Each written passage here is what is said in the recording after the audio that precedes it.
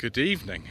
Well, viewers, it's a beautiful autumn evening here at Sandown Airport on the Isle of Wight, and this is the 2022 Isle of Wight mini adventure with West Country Minis. This is part one, and we'll see all these minis again tomorrow, so I won't be starting my shambolic shuffle. Instead, I'll be introducing you to my transport for the weekend. This is a 1990 Mini Studio 2. Yeah, it was a Studio 2. It's been sort of aged somewhat and had a different interior put in it, and we have a huge number of different stickers of different channels. We've got driven 24/7 and hub nut and fuel power, and West Country Minis itself, Weird Car Twitter, and oh yes, someone's even put an appropriate sticker on there for me. So a lot of bits on this car have actually been changed. I mean, you can see straight away, but we don't have a reversing light, which would have come with the minis by then. This would have been a Mark V Mini originally, and it doesn't have one. Just this single fuel tank in here, not the dual fuel tank like this one here. We can give them the key, so I open it up. There we go. I think I'm going to have to use one of the other keys, aren't I, viewers?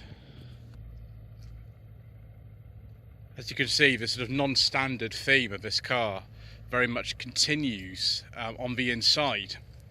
For a start, aftermarket steering wheel, and an interior which is very much more comfortable than the original Studio 2 interior would have been.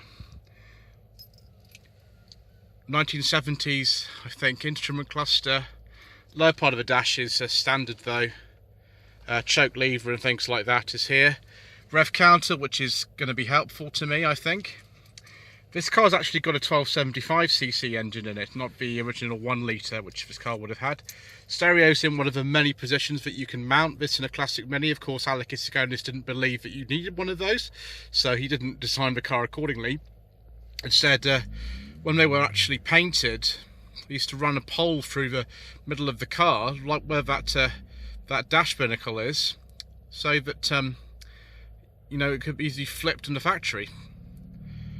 This colour is just very typical of, I don't know, the 70s perhaps. These seats are far more comfortable than the ones that would have originally been in this car in 1990, and I think they're off actually a Cooper. Very nice, very comfortable. It's one of the reasons I actually offered to drive this car rather than standard ones, because I found the Mini Mayfair I drove 2 years ago on the True these very uncomfortable. This has a lot more support in the seat, which is much nicer. Right, I will find the key and we'll start her up. Okay, let's do some pumping. Choke is out. So she starts.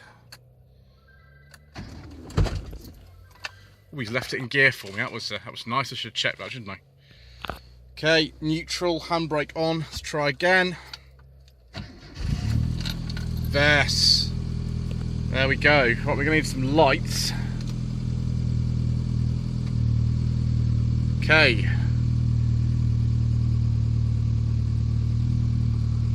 Sounds good. Let's close this door a second. Go. Don't really need any heater or anything like that. Fan is there. Can't remember where the temperature is. Maybe it's this thing here. But yes, Matt's got all his stuff in here still, Mr. Pink. So we'll have to go for a drive with the stuff still in it, but that's okay. Forgotten we left a USB cable in here for me, but there we are. I think what I'll do actually is switch the engine off to save fuel. Make sure we're in neutral when we start again. Schoolboy error there. And we'll take a look under the bonnet.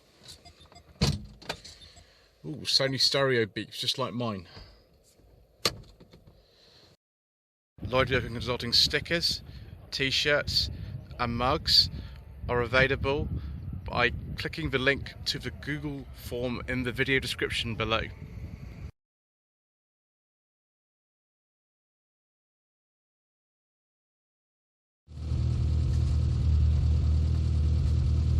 Right viewers, we are on. We're in first. Yes we are. Let's go for a little spin. So, like choking. Yeah, lights are on. It's good. Nothing coming down the runway.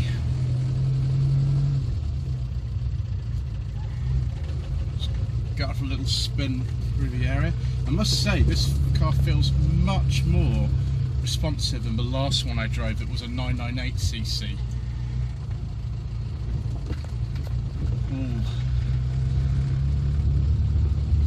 Bumps. I'm not sure I'm going to take these too well, but I go really slowly. Actually, this is better as well than the last one I drove. I think the suspension's been modified to be a bit more comfortable. Gosh, I took a big bump.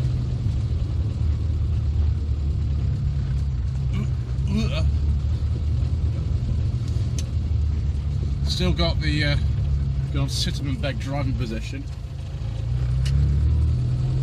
Still got the go-kart handling. This is going to be bad. The road's not very well surfaced and on the way into the airport for some reason. I don't really know why.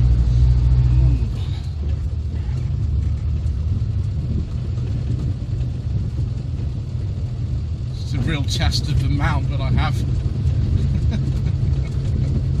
Oh my gosh, and I'm going to come back this way as well. Oh my gosh. Oh dear viewers. Oh gosh. Oh dear. Someone, whoever responsibility that is, please sort that out. Please. That was awful. Right. See if we can get some acceleration from this enlarged engine. I think we've got 1275 cc's of raw power. Right, let's go.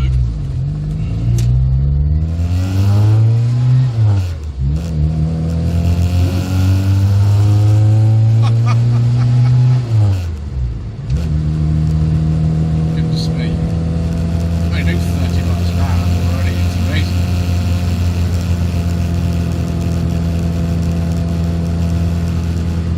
Mirrors, hopeless.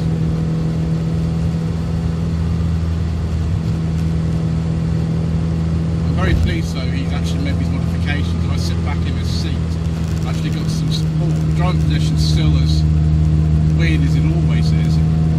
Mind you, if generally Clark's could drive one of these, and certainly I can as well, so it's not really a problem.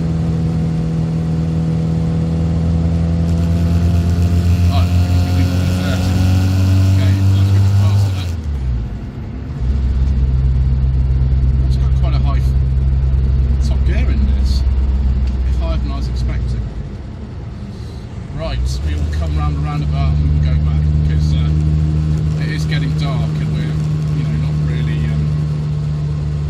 really supposed to be going very far tonight anyway. Just a little brief drive. Because I've reviewed one of these cars before, I don't really need to go into too much detail about this. You know, I went into a lot of detail when I made that episode 2 Jacket Reviews back in 2020 about history of the Mini and all the different trim levels that were available in the 80s and things. So this isn't really about that. This is just what it's like. This should have around 60 horsepower, I think. It might even have more than that. We'll see. Right, let's see if we can turn round. See what the turning circle's like. Ooh. It's very good. It's very good indeed. Right, first, no power steering, don't need that really.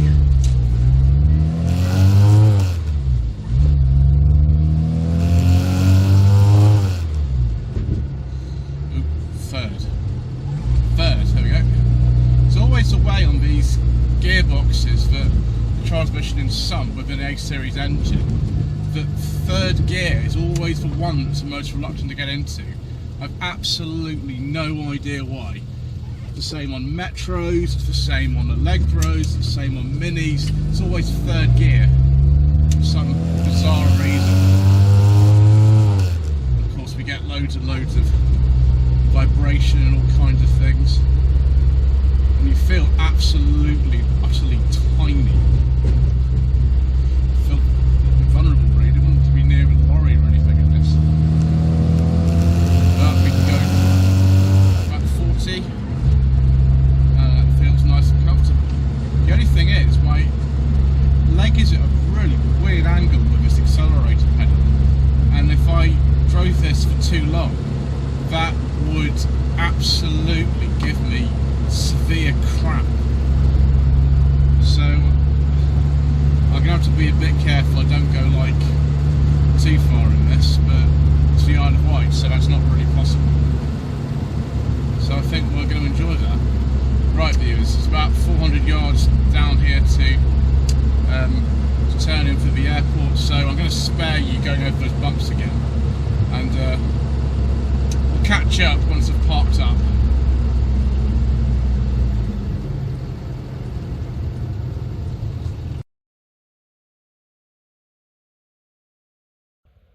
Right, viewers, that was entertaining. Hope my body survives this this weekend. Yeah, it's quite a position to get into. I might have to adjust actually, because the seats in this car are adjustable, and Mr. Pink is a bit taller than me, so I think I'll adjust that tomorrow. But that was a interesting little fun ride out. I think it's time for me to say goodbye from Sandown Airport for today. Thank you ever so much for watching this very first part of a mini adventure on the Isle of Wight, part 2022 of West Country Minis. And there'll be a lot more coming up tomorrow and on Sunday. Thank you.